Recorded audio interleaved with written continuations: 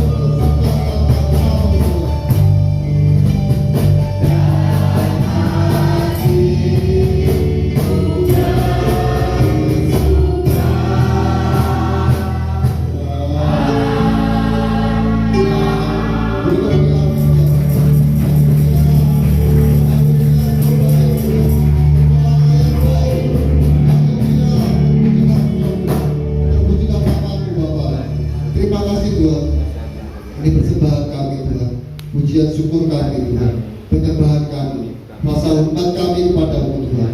Bila kami naik ke hadirat-Mu dan Kau disukakan oleh pujian kami. Terima kasih Bapa. Kami bersyukur hari ini kami bisa berkumpul bersama Tuhan. Biar anugerah hikmat-Mu Tuhan, Roh Kudus-Mu yang akan tuntun kami Tuhan, sehingga kami bisa menjadi anak-anak yang Kau kasihi Tuhan, sehingga kami layak terima berkat-berkat-Mu. Terima kasih Bapa, buka hati kami Tuhan, bicara dengan kami Tuhan, ajari kami sesuatu. Terima kasih Bapa. Dalam nama Tuhan Yesus kami berdoa dan kami mengucap syukur. Haleluya. Amin. Puji Tuhan. Saya hujan tadi.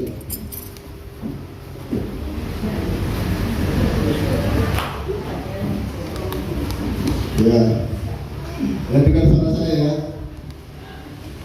Ini salah satu alasan kenapa saya datang ke gereja. Jadi saya ini sebenarnya mungkin dipanggil Tuhan untuk jadi penginjil atau pengajar. Jadi karena memang saya ini sebenarnya melakukan banyak hal yang firman Tuhan ajarkan, kemudian saya bagikan juga ke orang lain.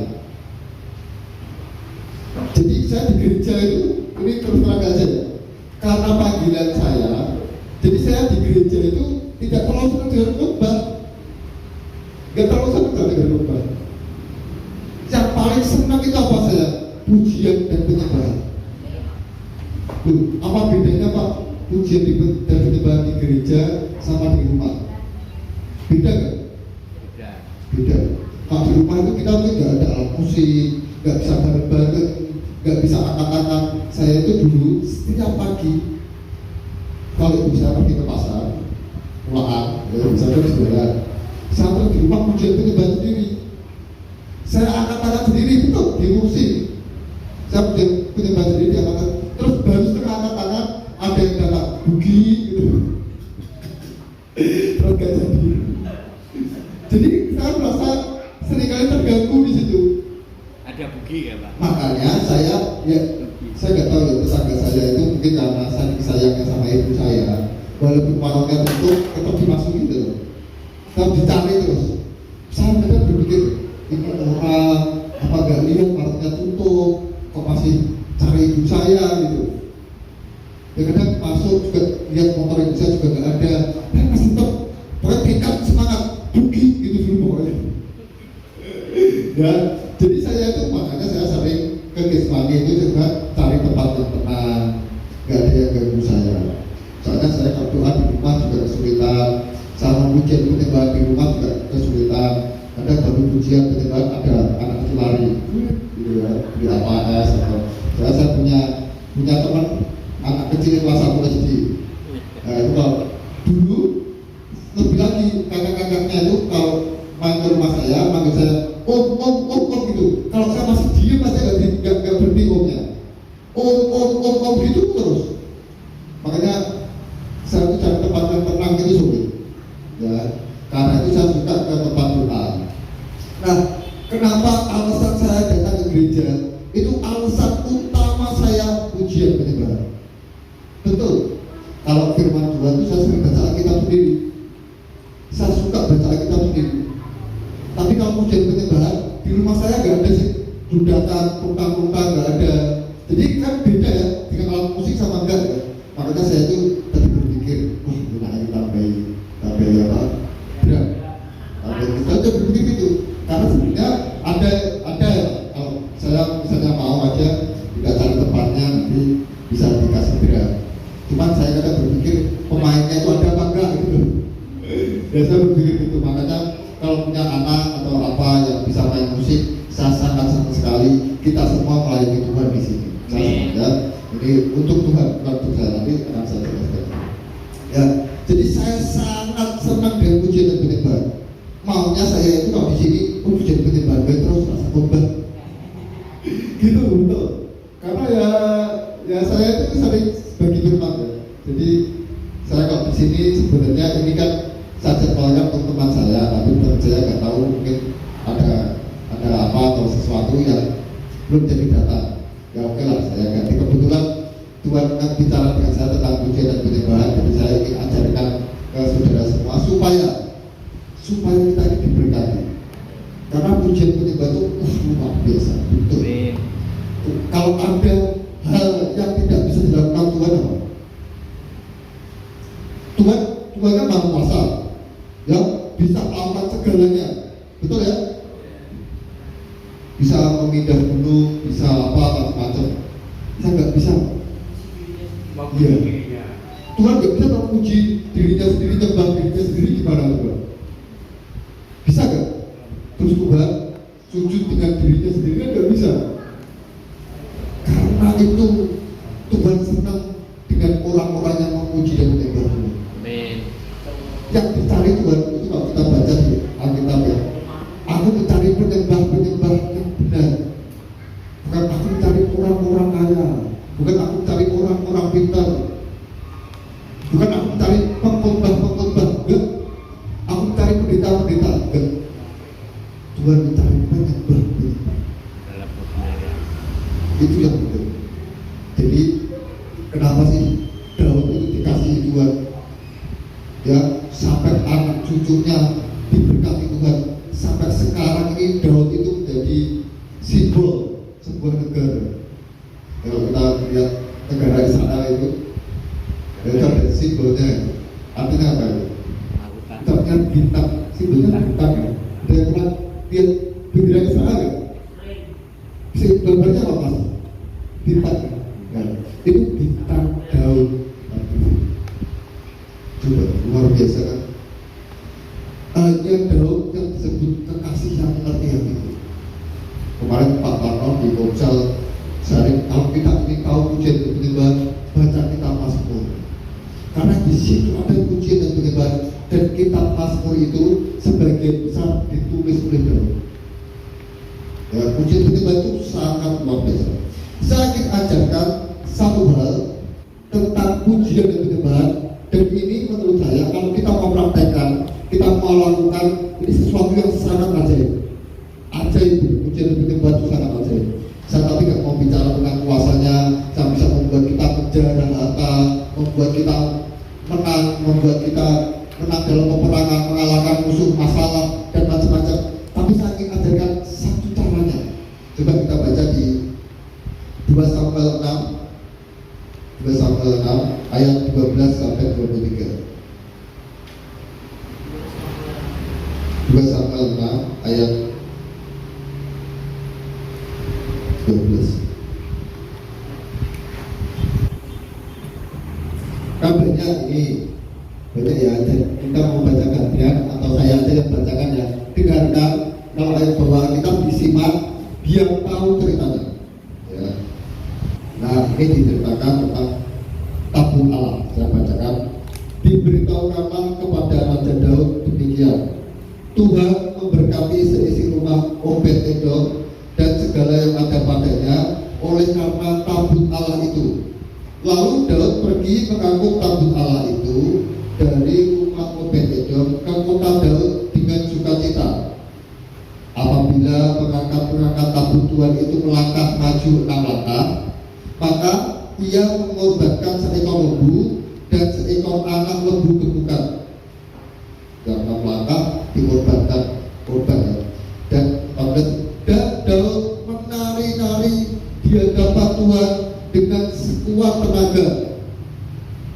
Menari-nari di hadapan Tuhan dengan sekuat tenaga. Ia berbaju efod dari kain lena. Sama juga aja ya. Daud dan seluruh orang Israel mengangkut tabut Tuhan itu dengan diiringi sorak dan bunyi sangkakala. Jadi Daud nari sambil diiringi sorak dan bunyi sangkakala ya. Gitu masa itu tegak teriak ya. Ketika tabut Tuhan itu masuk ke kota Daud, maka Michal, ini istrinya, anak perempuan Saul, menjenguk dari jendela lalu melihat Raja Daud. Ingat yang nari ini bukan gembel, yang nari ini Raja Daud meloncat-loncat serta menari-nari di hadapan Tuhan. Sedang itu ia Michal memandang rendah Daud dalam hatinya. Tabut Tuhan itu dibawa masuk lalu diletakkan di tempatnya di dalam kemah yang dibentangkan Daud untuk itu. Kemudian Daud mempersembahkan korban bakaran dan korban keselamatan di hadapan Tuhan. Setelah Daud selesai mempersembahkan korban bakaran dan korban keselamatan, diberkatinya bangsa itu demi nama Tuhan semesta alam. Lalu dibagikannya kepada seluruh bangsa itu, kepada seluruh khalayak ramai Israel, baik laki-laki maupun perempuan, kepada masing-masing seketul roti bulan, sekenap daging, dan sepotong kue kismis. Sesudah itu pergilah seluruh bangsa itu masing-masing ke rumahnya. Ketika Daud pulang untuk memberi salam kepada seisi rumahnya, maka keluarlah Mikal binti Saul mendapatkan Daud, katanya, betapa raja orang Israel yang menelanjangi dirinya pada hari ini depan mata budak-budak perempuan para hambanya, merasa dirinya terhormat pada hari ini, seperti orang hina dengan tidak malu-malu menelanjangi dirinya. Mungkin jogetnya saya masih bayangkan, apa jogetnya, bajunya dilepas atau gimana, ya mungkin gitu ya. Pokoknya sampai kayak memalukan lah, malu-maluin lah. Mungkin kalau ada orang yang lihat Mas Lukas tuh uji-uji angkat-angkat isi-isi ini gitu. Ya, mungkin anak saya atau ibu saya, orang lain ya, ayah ini angkat-angkat bareng di sini kan gitu kan kadang. Tapi dijawab, tetapi berkatalah Daud kepada Mikal, perhatikan jawaban Daud, di hadapan Tuhan yang telah memilih aku dengan menyisihkan ayahmu dan segenap keluarganya untuk menunjuk aku menjadi raja atas rumah Tuhan, yakni atas Israel. Di hadapan Tuhan aku menari-nari, bahkan aku akan menghinakan diriku lebih daripada itu. Engkau akan memandang aku rendah, tetapi bersama-sama budak-budak perempuan yang kau katakan itu, bersama-sama mereka lah aku mau dihormati. Mikal binti Saul tidak dapat anak sampai hari mati. Berarti itu penting dulu. Saya katakan bagian yang penting dulu, nanti baru saya katakan tentang Daud ya. Ini penting sekali. Jangan hati-hati ya, kalau ada orang yang cari untuk Tuhan, yang apa untuk Tuhan, jangan dihina, jangan dipandang rendah, jangan, karena bahayanya ini terjadi di Mikal. Mikal binti Saul tidak mendapat anak sampai hari matinya. Artinya dia jadi mandul. Bahaya. Ya, jadi kalau saudara lihat hamba Tuhan, pendeta atau siapa saja yang melayani Tuhan, ojo dipandang rendah, jangan dihina, bahaya. Mandul itu bukan hanya bicara tentang anak, tetapi bicara tentang keuangan juga. Artinya uangnya jadi mati, ekonominya jadi mandul. Jadi kalau ada orang, misalnya Pak Daud doa, doanya Pak Daud kan gitu ya, ada yang belum tahu ya. Ya teman-teman doa Pak yang apa? Ya doa, ya toh. Terus misalnya ya, terus jangan dipandang rendah. Saya tuh punya teman, yang kalau doa ini teman di sekolah Alkitab, satu, biarlah kita ini bisa mendapatkan berkat-berkat Tuhan, supaya itu juga aja gitu. Saya juga mau ketawa, tapi saya takut dosa, saya juga ketawa. Betul, karena ini kuasa roh Tuhan, saya tidak boleh ketawa. Walaupun sebenarnya orangnya lucu itu, kalau pujian juga lucu. Dan misalnya nyanyi itu suka diganti-ganti. Ku pandang wajahmu dan berseru pertolonganku, ya. Terus setelah kita selesai itu, sekarang saya akan menyanyikan dengan terjemahan Batak. Duduk kurus, aku mau ngerti ngomong-ngomong ya gitu ya. Itu orangnya gitu, lucu, tapi saya waktu gitu saya gak berani ketawa. Ya saya ikuti aja, dia puji Tuhan saya ikuti, dia doa ya saya ikuti, yes, amin, amin. Gak berani ya. Saya mau ketawakan ditegur Tuhan. Betul, orangnya kan gitu, coba langsung. Teman-teman saya itu terus kalau misalnya ngobrol-ngobrol, saya kadang ngobrol sama teman itu ngomongin orang ini, ya sebenarnya memang orangnya gitu. Tapi kalau dia misalnya presentasi atau dia ngomong cerita tentang apa, itu juga ceritanya kan juga gitu. Oleh karena itu kita ini harus bisa gitu, ngomongnya begitu. Tapi kalau dia doa, biasanya ketawa. Kalau doa saya ketawa, gak berani. Dan memang seringkali ada orang-orang yang menurut kita kok orang kayak gitu. Hati-hati, jangan dipandang rendah. Ya, kayak saya lah. Orang itu kan sering melihat saya ini kan wah koyo-koyo. Biasanya ya kemarin pas tempat kita ini didatangi sama keamanan sini, ya kan? Keamanan sama dua warga. Nah, terus ya masuk silakan duduk gitu. Sama begitu. Terus Pak Amarnya bilang gini, siapa yang dituakan di sini? Saya Pak. Terus dia masih minta dulu, cari dulu selama dia ada yang gitu. Masuk mobil ini kan gitu kan. Betul gak? Saya gitu. Tapi setelah dia tahu saya ya lebih baik. Lebih baik artinya memang biasa saya bertanggung jawab di sini.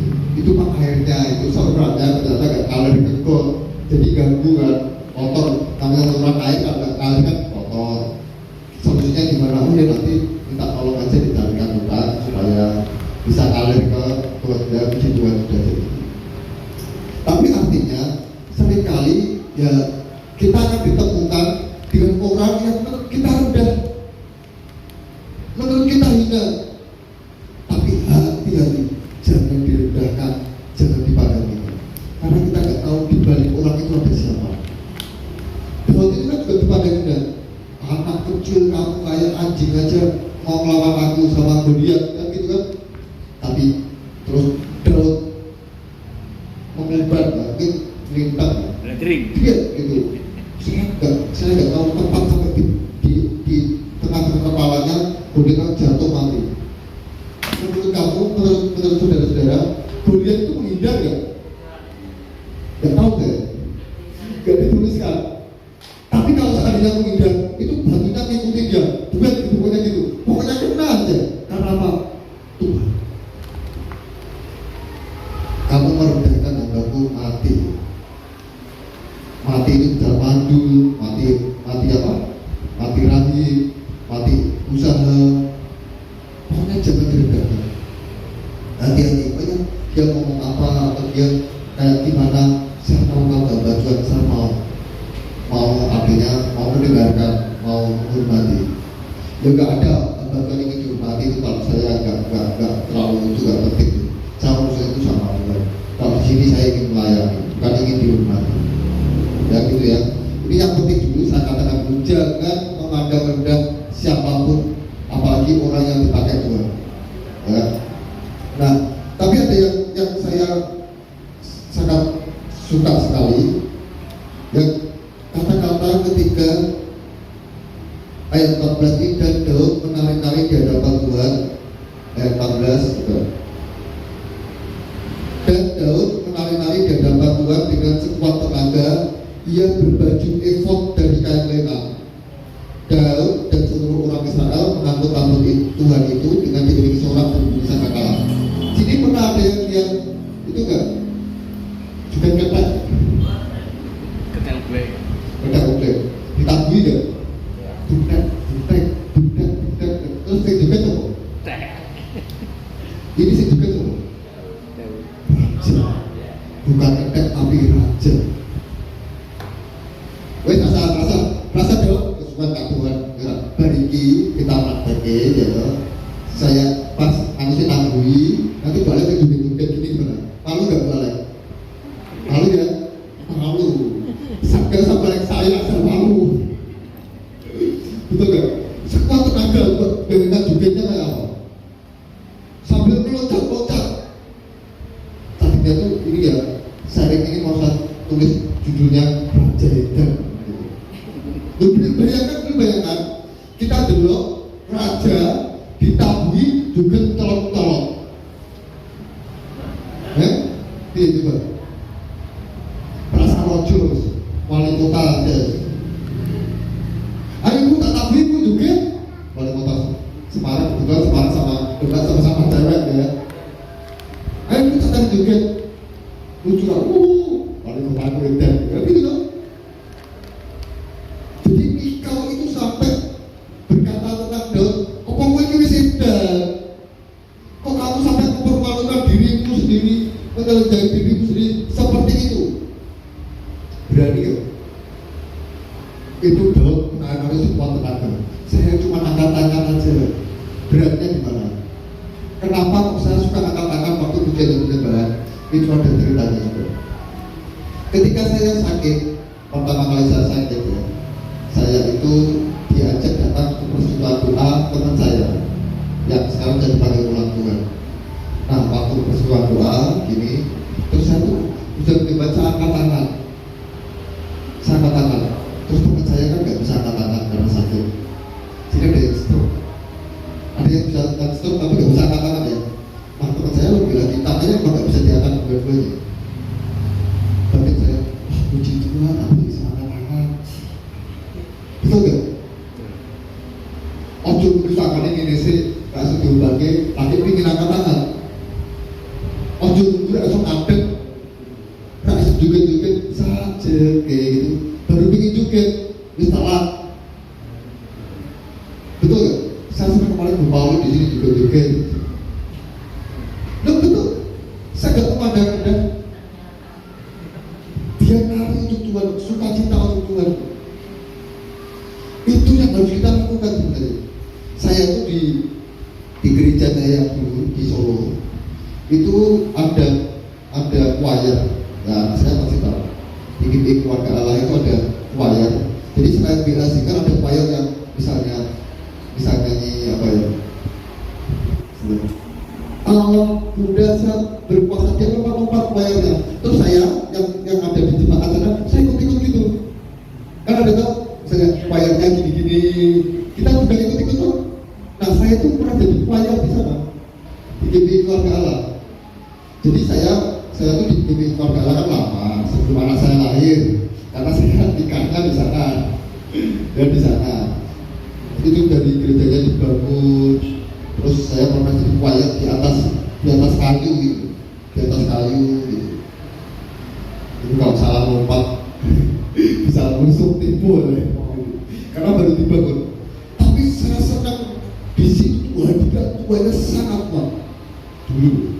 Sekarang saya jarang nggak pernah tahu, saya nggak tahu. Karena salah satunya mereka itu memuji menyembah Tuhan total.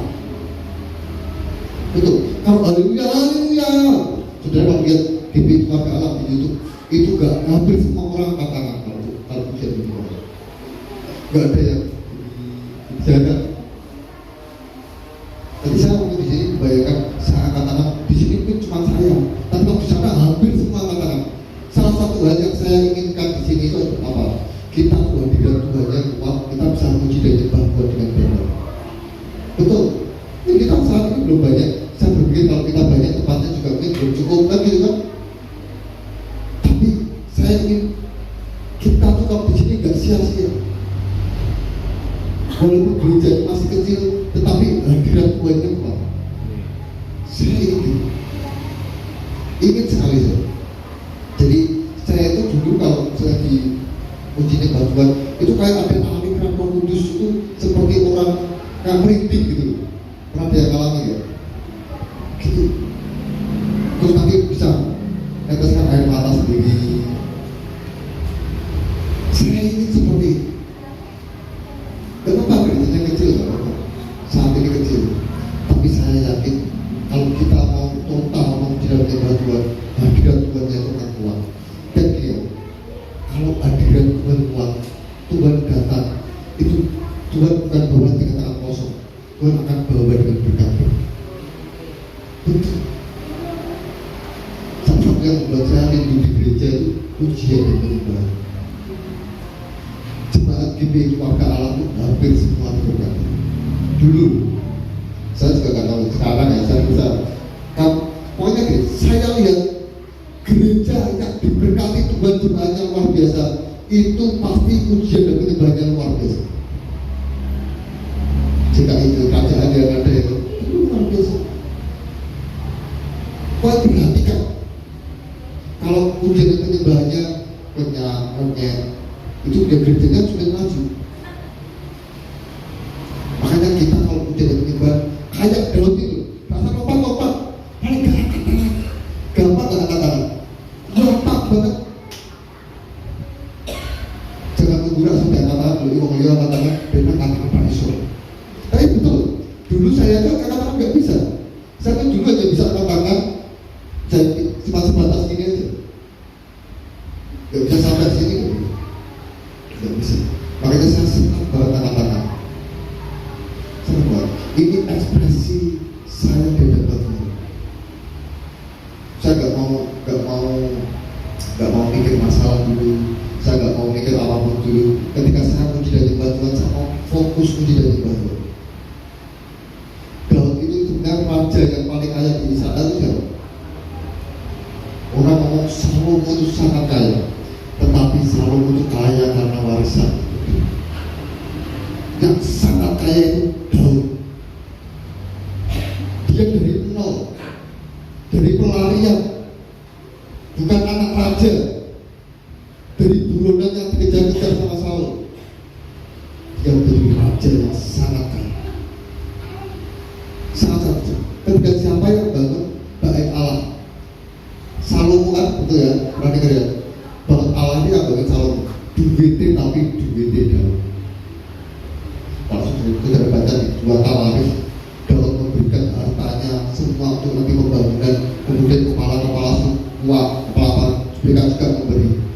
Jadi Salomo tinggal bangun aja, tapi uangnya Daud.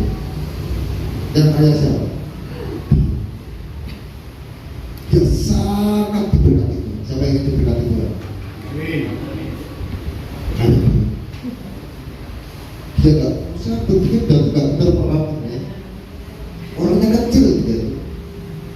Bukan orang yang gagah bisa kayak Saul, dari orang dia lebih tinggi sepundaknya orang ya, sepundaknya Saul. Daud itu kecil, gak dianggap bahkan sama orang tuanya, gak di sekolah di Akmil. Anak-anaknya sekolah di Akmil sama Saul perang, Daud suruh pembalakan domba karena itu badannya kecil, gak dipandang. Tapi dia selalu menang berperang karena apa? Tuhan yang memberi kemenangan. Kalau kita baca, Tuhan yang memberi kemenangan dimanapun Daud pergi berperang. Benar itu ya. Jadi sekali lagi saya katakan, kalau kita memuji dan menyembah Tuhan, jangan ditahan-tahan. Kalau kita angkat-angkat sembah, puji Dia, harus gitu. Kalau masih bisa kuat berdiri, berdiri. Saudara kalau mau berdiri di rumah, dikira tombol ngomong ya, kan gitu kan? Bukan di sini, malah bisa berdiri. Selagi masih bisa berdiri, jangan nunggu sampai aduh, sudah ngantuk, baru ingin berdiri. Saya aja ingin berdiri. Pengen tidak tempat, pengen lompat-lompat lagi kayak dulu saya jadi choir. Mungkin seperti itu. Karena itu sangat luar biasa. Oke, ya. Jadi yang menarik di sini adalah Daud itu raja yang berani merendahkan dirinya. Dikatakan di hadapan Tuhan yang memilih aku dengan menyisihkan ayahku dan segenap keluarganya untuk menunjuk aku. Ini ayat 21 dan 22. Menjadi raja atas umat Tuhan, yakni atas Israel. Di hadapan Tuhan aku menari-nari. Bahkan aku akan menghinakan diriku lebih daripada itu. Ya, kalau kita tidak nyembah Tuhan total, memuji Tuhan, nyembah Tuhan. Sekarang kita baca di Wahyu 4 ayat 9.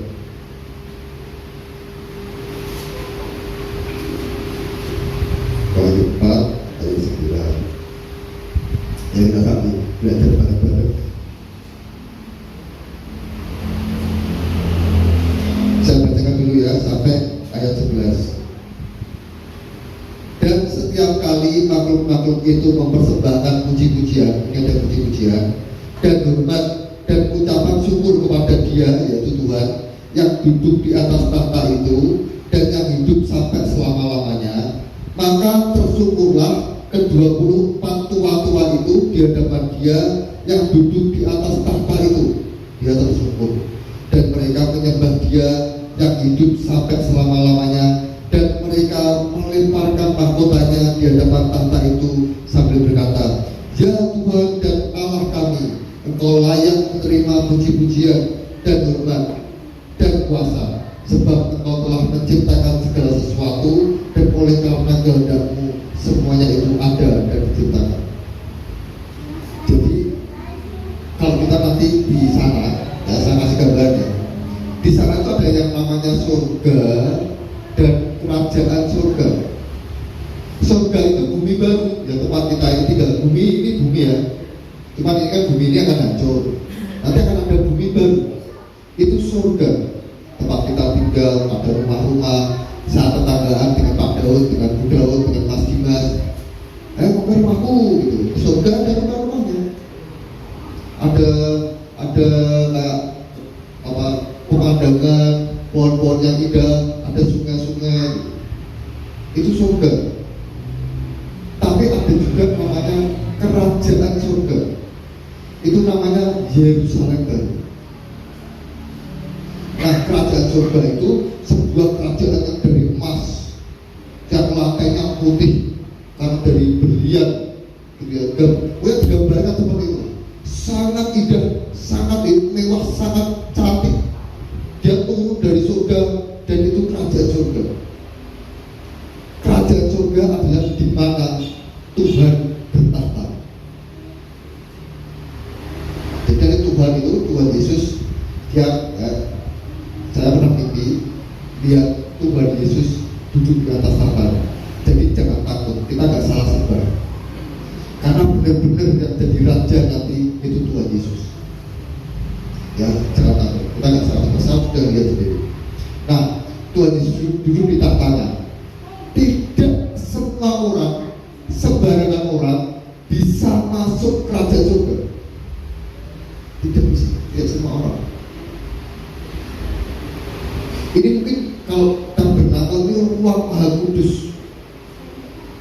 Banyak orang-orang yang memerintah bersama dia. Banyak orang-orang yang hidupnya dipakai untuk seumur hidup melayani Tuhan, mempersembahkan hidupnya untuk Tuhan. Mungkin murid-murid Tuhan Yesus yang 12 itu ya, kan dikatakan, nanti kalau aku sudah meninggalkan semuanya untuk Engkau, aku dapat apa? Nanti kamu akan memerintah bersama aku di dalam kerajaan. Kan gitu kan? Jadi tidak semua bisa masuk kerajaan surga, tidak semua. Ada 24 tua-tua yang ada di kerajaan surga, yang ada di dekat tahta Tuhan, dan mereka semua itu punya mahkota. Punya mahkota. Ketika dikatakan di sini, dan setiap kali makhluk itu mempersembahkan puji-pujian, maka tua-tua ini, 24 tua ini tersungkur, di hadapan Tuhan, di hadapan tempat tahta itu, menyembah Dia dan melemparkan mahkotanya. Artinya apa? Artinya, jadi gini, di sini mungkin ada yang misalnya ada ketua RT, ada yang dulu PNS. Saya ini dulu ketua kepala seksi, ya Pak Paro ya, PNS golongan 3 gitu. Masing-masing kita kan punya kedudukan. Saya punya teman pengusaha besar, saya punya teman dokter, dosen, ya guru teologi, macam-macam. Itu mahkota. Jabatan kita, mahkota kita, jabatan kita di hadapan Tuhan. Jangan nyembah dengan mahkota, melemparkan mahkota. Artinya kita harus letakkan mahkota kita. Kita harus buat mahkota di hadapan Tuhan. Gak boleh, aku ini RT anak-anak isi kamu tonggoku. Aku ini pengusaha kok. Bikin siapa aku ini bawaanku di sini. Masa aku mau nari-nari? Daud melemparkan mahkotanya di hadapan Tuhan. Kedudukan raja yang bilang dia jadi hamba yang menari-nari di depan Tuhan. puji dan dengan pakai mahkota itu salah. Kita tuh siapa? Kita tanpa Tuhan bisa, gak bisa. Tidak ada satu orang pun yang hebat di hadapan Tuhan, gak ada. Mau itu gubernur, wali kota, presiden, raja terbesar di Israel, dia tetap harus melemparkan mahkota. Harus gitu. Saya itu sering ngajari teman-teman saya, sekalipun kamu ini pengusaha hebat, sekalipun kamu ini ya pemilik apa gitu, universitas atau pemilik apa, saya kan punya teman orang-orang kaya, saya punya teman-teman banyak orang kaya ya. Jadi saya ngomong, kalau kamu melayani Tuhan, kamu nggak boleh merasa hebat di sana. Kalau yang lainnya bungkus nasi, kamu juga harus duduk di bawah bungkus nasi. Sekalipun kamu di rumah tuh dilayani 15 pembantu, tapi kalau kamu melayani Tuhan, tidak boleh. Saya jadi gitu. Makanya teman-teman saya tuh waktu ketemu saya misalnya ngobrol-ngobrol, mereka, iya Pak Lukas, padahal saya tahu dia orang hebat. Dia itu penguasa di daerahnya. Saya tahu, tapi mereka tahu bahwa kalau saya di hadapan Tuhan, saya tidak boleh gunakan mahkota itu. Jangan aja. Kalau kita di sini paling kaya di sini, gak ada yang paling kaya Tuhan ya. Yang paling hebat di sini gak ada lah. Gak ada yang paling hebat. Kalau kita saja yang seperti ini, masa gak mau melemparkan mahkota kita, masih anggap mesti aku lebih uang. Kita ini kita lakukan di hadapan Tuhan, bukan di hadapan manusia. Ya terakhir ya, kita baca ini terakhir ini saya ya, ada dua yang terakhir. Matius 23 ayat 12 sama Mazmur 63 ayat 5. Jangan baca sekalian aja. Matius 23 ayat 12.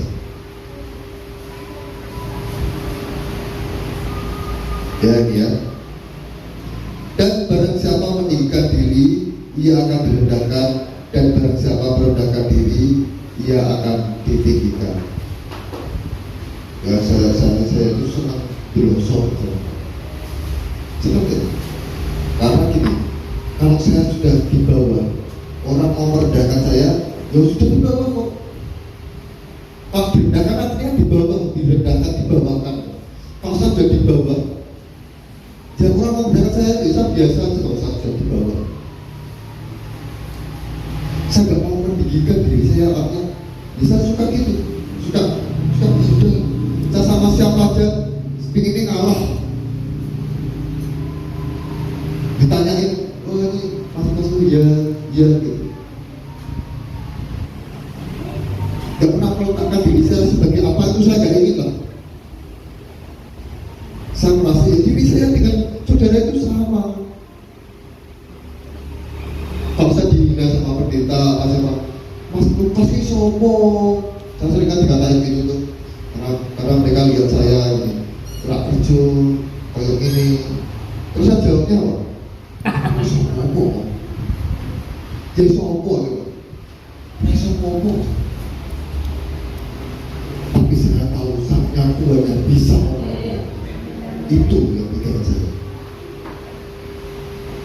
Saya biasa aja. Kamu merendahkan saya, Tuhan berkata, barang siapa merendahkan diri, ia akan ditinggikan. Itu ditinggikan kuncinya apa? Merendahkan diri. Hari-hari kalau kita merendahkan diri, makanya dia ditinggikan. Terus kalau Tuhan itu di hadapan Tuhan itu apa yang kita lakukan dengan Tuhan itu di bawah saja. Bisa pun pakai sopo-sopo tanpa Tuhan. Merasa hebat, wah aku ini WL suara putus, suara emas, atau suara saya suara brilian gitu misalnya. Kita mau memuji menyembah Tuhan dengan hati, rasa paling hebat, gak usah. Saya sering ngomong sama ibu saya sama Pak Paro, apa saya itu benar khotbah? Gak bisa. Ibu saya tahu, hanya gue kerasa khotbah cerita. Memang betul. Dibandingkan teman-teman saya yang sekolah teologi itu sekolah teologi itu ada hermeneutika, ada menafsirkan kata firman Tuhan, homiletika, cara berkhotbah, ABC terus pakai file PPT. Saya juga bisa. Sedikit-sedikit. Tapi masih pintar teman-teman saya. Saya nggak pintar. Tapi saya ingin ketika saya bicara Tuhan pakai saya supaya saudara semua juga diberkati. Saya hanya ingin itu. Nggak ingin kelihatan hebat, nggak perlu kelihatan hebat, nggak perlu pakai bahasa Yunani, kairos, apa gitu misalnya. Daripada kairos ngomong apa kayak masukan, itu udah. Nggak perlu. Sampai saudara mengerti, saudara tahu apa yang saya sampaikan, dan saudara menangkan, oh aku harus begini ya ternyata. Itu saya nggak pintar. Saya itu di Pak Papa ada tahu. Kalau ada pengajaran di tempat saya ada kuliah, ada pengajarnya, ada apa, saya suruh membacakan Alkitab. Oh ya, saya bacakan. Betul. Apa itu membuat saya merendahkan? Tidak. Orang yang merendahkan diri itu tidak membuat dia rendah. Percaya, saya ngomong aku yang sopo-sopo, memang gagal, apa gitu. Sekali itu dikatakan gagal itu tidak membuat saya rendah. Saya tetap saya. Tidak coba yang ini ya, berlian, cemplungin engkol, berubah jadi pasir ya. Tetap berlian. Orang hebat itu diletakkan di mana saja, dia tetap hebat. Dia tetap dipakai Tuhan. Gak perlu pikir hebat, gak perlu. Kalau kita berlian, kita emas, kita disampah saja, kita tetap emas, gak berubah jadi sampah. Yang penting sikap hati kita, mental hati kita di hadapan Tuhan itu emas. Gitu. Jadi orang mau merendahkan, ya biasa aja. Gak usah bikin mempertahankan diri, apalagi direndahkan musuh. Wah, aku nak dianggap, aku nak dianggap, dianggap penting, dianggap. Setiap dianggap sama Tuhan, tapi kita melayani Tuhan. Saya gitu, gak. Saya di sini ini ada BKID, Badan Kerukunan Gereja Tempat.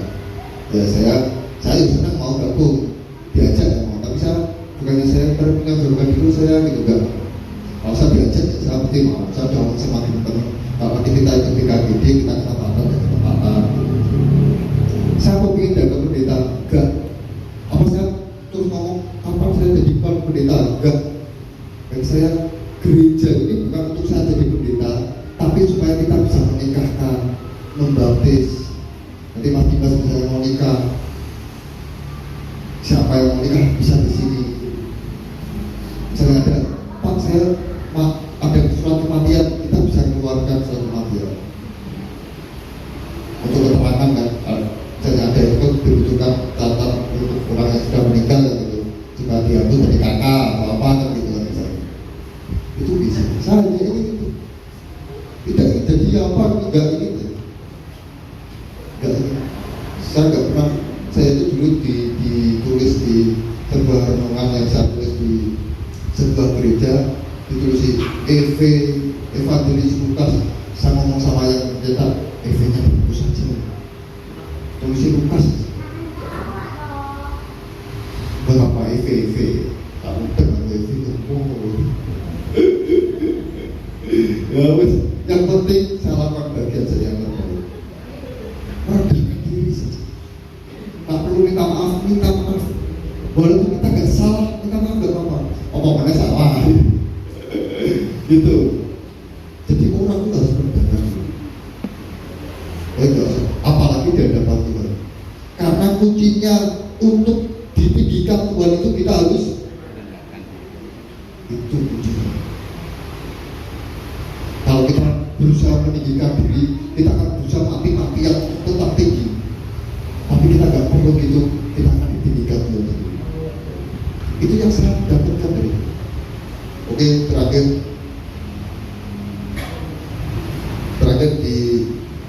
Mazmur 63. Ini kepada Pak Parno sharing tentang ini. Mungkin bisa tambahin Mazmur 63 ayat yang ke-5. 5. Kalau di Alkitab ayat yang ke-5, kalau di HP ayat yang ke-4. Ya, demikianlah itu. Saya bacakan ya. Demikianlah aku mau memuji Engkau seumur hidupku dan menaikkan tanganku demi nama. Saya kemarin ngomong, ya, jadi menaikkan tangan berarti angkat tangan. Berarti juga mengangkat tangan. Ini bukan hanya mengangkat, ada nari-nari juga.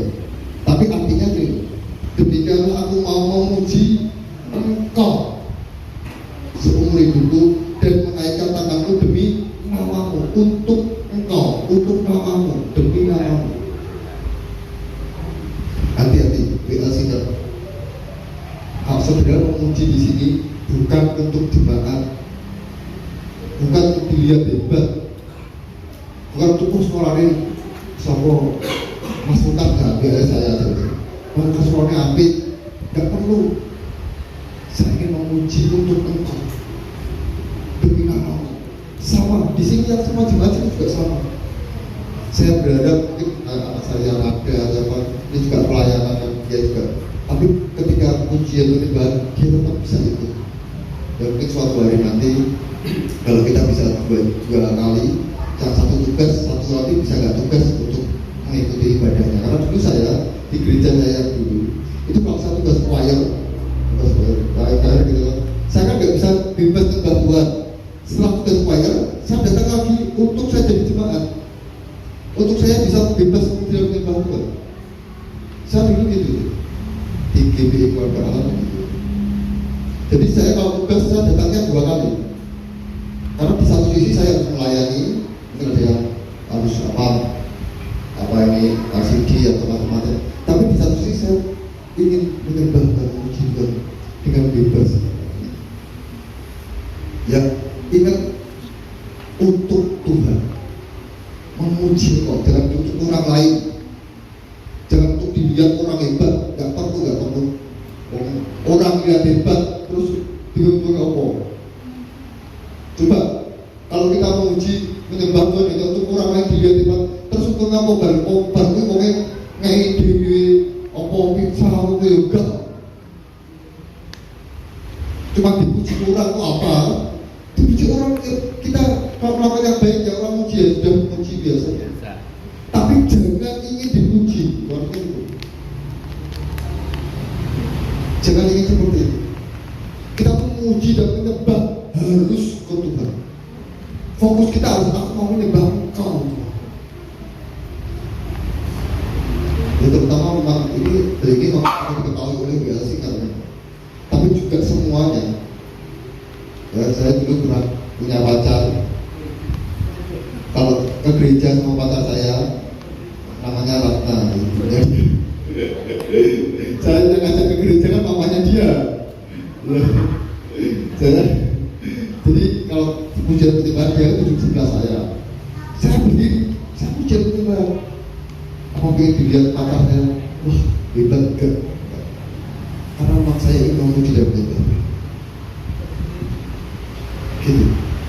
Jadi ingat apapun yang kita lakukan, terutama dalam pujian dan penyembahan, harus kita tujukan untuk Tuhan. Kalau kita tidak tujukan untuk Tuhan, percuma. Daud ini dikatakan, demikianlah aku mau memuji Engkau seumur hidupku dan menaikkan tanganku demi nama, bukan demi orang lain, bukan untuk dilihat kita, harus untuk Tuhan. Ya gitu ya, mari kita pujikan satu pujian, kemudian kita apa ya? Nanti dari satu lagu yang kayaknya dinyanyikan. Ada itu.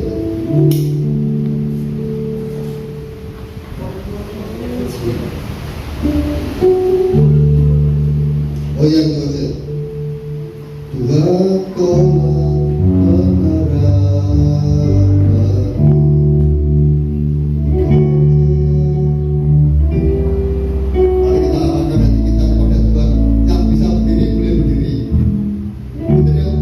kita mau